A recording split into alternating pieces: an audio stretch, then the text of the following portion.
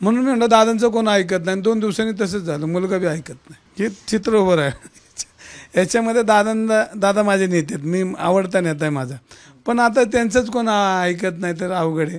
पण दंगेकरांना मात्र दादांचा केवढा पुळका नाही हो, दादांना काहीच माहित नाही. दादांचं कोण ऐकते? या रवींद्र दंगेकरांना ते महाराष्ट्र नवनिर्माण सेनेत असताना राज ठाकरे यांच्याविषयी, ते जेव्हा काँग्रेसमध्ये होते तेव्हा राहुल गांधी यांच्याविषयी, किंवा आता शिवसेनेत असताना एकनाथ शिंदे यांच्याविषयी असं कळवळून बोलताना कधी ऐकलंय का हो तुम्ही? नाही ना.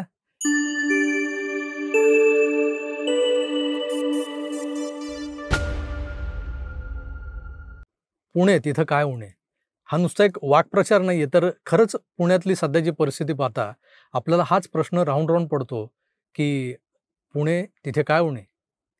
आंदेकर टोळी आहे, घायवळ गँग आहे, कोयता गँग आहे, पठाण गँग आहे, आणि अशा गुन्हेगारी प्रवृत्तींच्या कारवाया आहेत.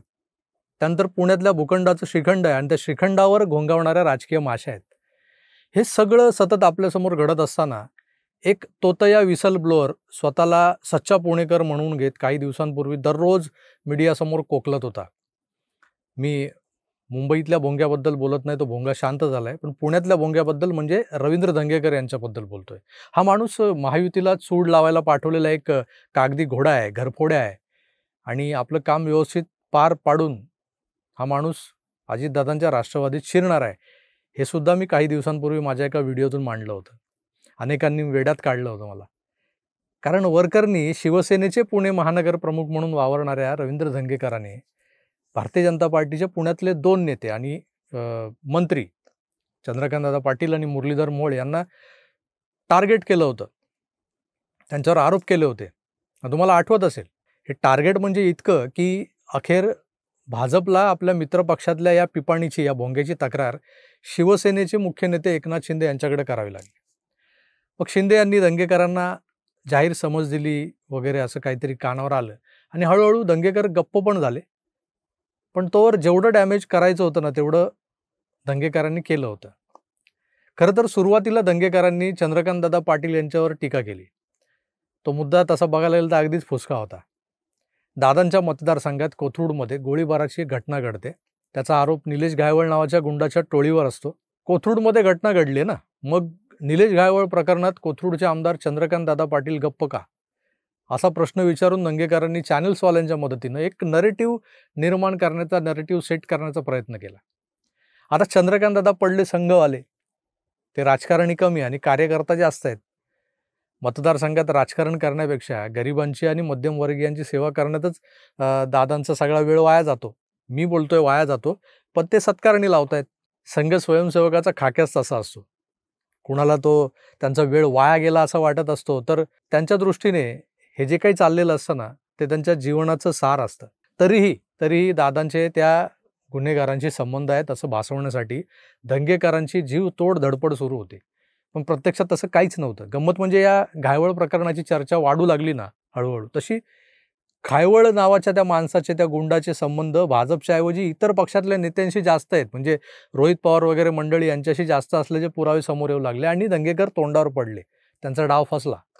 पण गप्प बसेल तो दंगेकर कसला, नाही का? दंगेखोराला दंगा केल्याशिवाय चैनच पडत नाही. मग हे पुन्हा सुरू झाले. आता विषय सापडला होता जैन बोर्डिंगच्या रिडेव्हलपमेंटचा. जैन बोर्डिंगची जागा संस्थेच्या विश्वस्तांनी विकायला काढली. त्यांचं टेंडर निघालं रीतसर. गोखले नावाच्या बिल्डरचं 230 कोटींचं टेंडर सर्वाधिक किमतीचं ठरलं. सरकारी यंत्रणेनं म्हणजे अगदी धर्मादाय आयुक्तांनी त्या व्यवहाराला परवानगी दिली. जागेची विक्री झाली. सर्व व्यवहार कायदेशीर झाला असं म्हणतात. पण या जागेवर जैन विद्यार्थ्यांसाठीचं वसतिगृह आणि एक जैन मंदिर असल्यामुळं जैन समाजाच्या भावना दुखावल्या. त्यांनी जिल्हाधिकारी कार्यालयावर मोर्चा काढला. जैन मुनींनी आक्रमक पवित्रा घेतला. वातावरण तापलं. आता ह्या तापलेल्या वातावरणावर राजकीय पोळी भाजण्याचा प्रयत्न जो आहे तो कोणी केला हे आपण पाहिलं. कसं आहे की जिथं एखाद्या समाजाच्या धार्मिक भावनांचा प्रश्न येतो तिथं तांत्रिकदृष्ट्या कायदेशीर असलेला व्यवहार सुद्धा टिकत नाही. अखेर वाद निर्माण झाल्यामुळं व्यवहार कायदेशीर असूनही रद्द करण्यात आला. यामधल्या गोखले बिल्डर नावाच्या कंपनीमध्ये कधी काळी केंद्रीय राज्यमंत्री मुरलीधर मोहोळ यांची भागीदारी होती. पण व्यवहार झाला त्यावेळी ही भागीदारी अस्तित्वात नव्हती. मोहोळ त्या पार्टनरशिपमधून केव्हाच बाहेर पडले होते. तरीही मुरलीधर मोहोळांच्या जुन्या निवडणूक डिक्लेरेशनमध्ये दिसणाऱ्या गोखलेंसोबतच्या पार्टनरशिपचा धागा पकडून रवींद्र दंगेकरांनी कागद दाखवून जैन बोर्डिंगचा सगळा संबंध मुरलीधर मोहोळ यांच्याशी जोडला आणि काऊर उठवलं एक प्रकारचं. आत्ता विषय संपलाय का? तर नाही, शांत झालाय, फक्त शांत झालाय. काल 9 नोव्हेंबरला मुरली यांना मोहोळांचा वाढदिवस होता. त्यांना वाढदिवसाच्या शुभेच्छा देताना हॅपी बर्थडे बरं का, वाढदिवसाच्या 230 कोटी शुभेच्छा, जय जिनेंद्र, अशा खोचक शब्द शुभेच्छा देऊन जैन बोर्डिंगच्या विषयाची पुन्हा आठवण करून दिली दंगेकरांनी. मी माझ्या परवाच्या व्हिडिओतही बोललो होतो की दंगेकर हा माणूस काही राजकीय विचारधारा मांडणारा, कुठल्याही साधन सुचितेला पाळणारा असा सरळ मार्गी माणूस तर नाहीच आहे. त्यात हे महाशय शिवसेनेचे पुणे महानगर प्रमुख आहेत. शिवसेना भाजपासोबत महायुतीमध्ये एकमेकांच्या पक्षांवर किंवा त्यांच्या नेत्यांवर टीका करायची नसते, त्याला युती धर्म म्हणतात. भाजप आणि शिवसेनेची 1989 पासूनची युती आहे. त्यामुळे या पक्षातल्या कार्यकर्त्यांना युती धर्म कसा पाळला जातो हे चांगलंच ठाऊक आहे. तरीही प्रश्न निर्माण झालाय की दंगेकर अचानक भाजपच्या 2 वरिष्ठ नेत्यांच्या विरोधात एवढे आक्रमक का झाले. यात झालं असं आहे की दंगेकर आपला पर्सनल अजेंडा राबवत गेले, पण त्यात शिवसेना आणि एकनाथ शिंदे हे नाहक बदनाम झाले.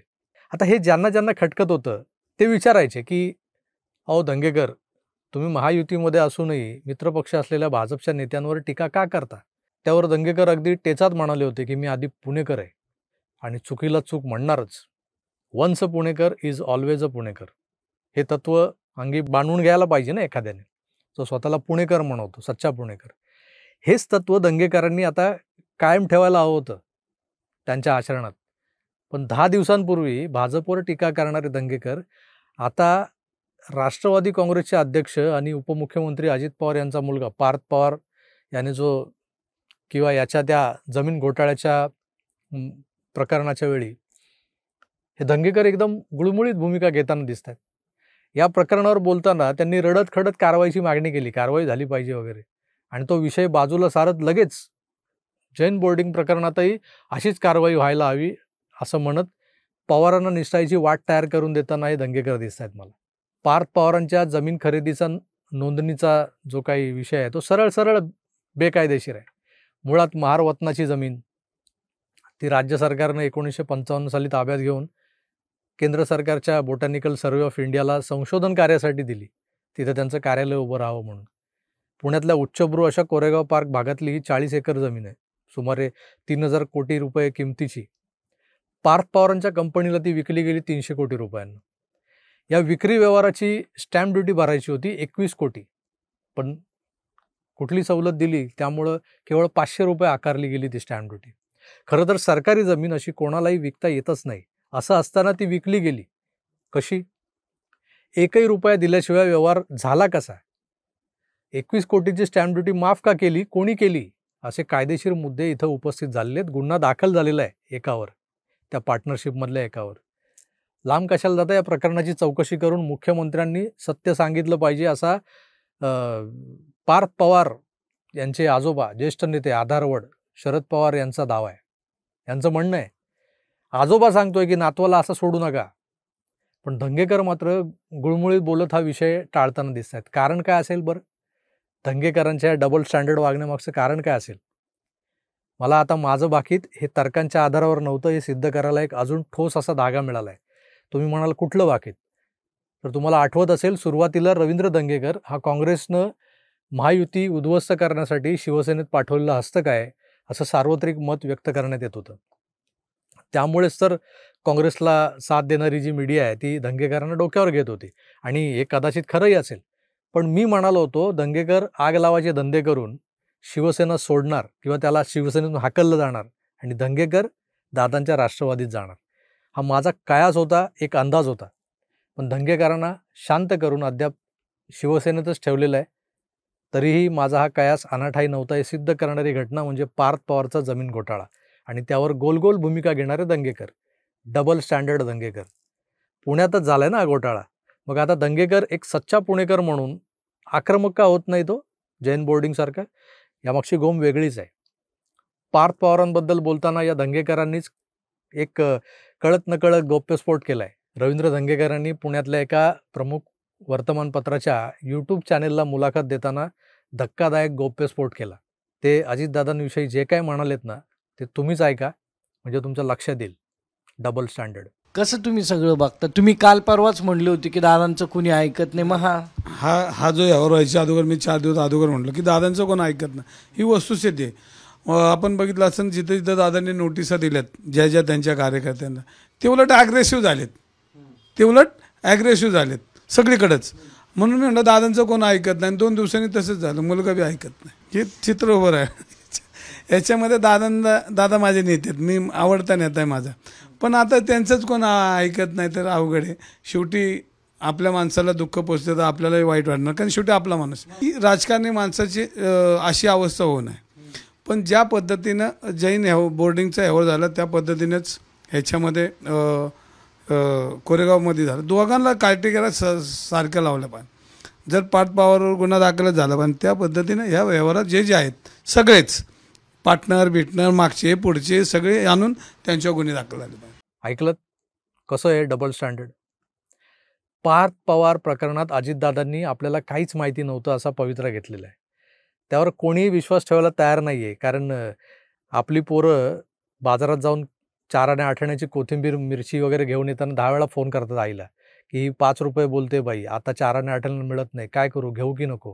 हे व्यवहार आपल्या घरच्यांना माहिती असतात, पण राजकारण्यांच्या मुलांचे हे धंदे 1800 कोटी 300 कोटी 3000 कोटी ह्यांच्या बापाला माहीतच नाही. पण दंगेकरांना मात्र दादांचा केवढा पुळका. नाही हो, दादांना काहीच माहीत नाही. दादांचं कोण ऐकते? या रवींद्र दंगेकरांना ते महाराष्ट्र नवनिर्माण सेनेत असताना राज ठाकरे यांच्याविषयी, ते जेव्हा काँग्रेसमध्ये होते तेव्हा राहुल गांधी यांच्याविषयी, किंवा आता शिवसेनेत असताना एकनाथ शिंदे यांच्याविषयी असं कळवळून बोलताना कधी ऐकलंय का हो तुम्ही? नाही ना. पण अजितदादा म्हणजे माझा नेता, माझा आवडता नेता. त्याच्या बाबतीत काही घडलेलं मला रुचत नाही, पटत नाही. दंगेकर आता शरीरानं शिवसेनेत आहेत, पण मनानं ते अजितदादांच्या राष्ट्रवादीत गेलेले आहेत कधीचेच. मित्रपक्षावर दबाव वाढवण्यासाठी युतीतल्याच एका पक्षानं सोडलेला हा घरकाबेदी, जो भाजपवर टीका करताना पुणेकर हा पवित्रा घेतो आणि पार्थ पवार प्रकरणात दादांची बाजू घेताना हळवा होतो एकदम. माझा दादा एकटा पडलाय, त्याचं कोणी ऐकत नाही. तर यावरूनच तुमच्या लक्षात येईल की दंगेकर म्हणजे नेमकं काय रसायन आहे. भारतीय जनता पक्ष या घरभेद्याचे वार सक्षमपणे परतवून लावतोय, कारण त्यांची यंत्रणा तेवढी मजबूत आहे. पण दंगेकर शिवसेनेत राहून अजितदादांचं गुणगान करत असेल तर एकनाथ शिंदेंनी सावध व्हायला अजून वेळ घेता कामा नये, कारण याचे कारनामे हे शिवसेनेला आणि पर्यायानं शिंदेंना बदनाम करणारे ठरत आहेत. मित्र, दंगेकर हे व्यक्तिमत्व नेमकं कसं आहे याचा जो अंदाज मी माझ्या तर्कांवर व्यक्त केला होता तो काल दंगेकरांच्या मुलाखतीतून स्पष्ट होताना दिसतोय. अर्थात हे झालं माझं मत, पण या डबल स्टँडर्ड दंगेकराबद्दल तुमचं काय मत आहे हे मला कमेंट्स करून जरूर कळवा. मी तुर्तास इथेच थांबतो.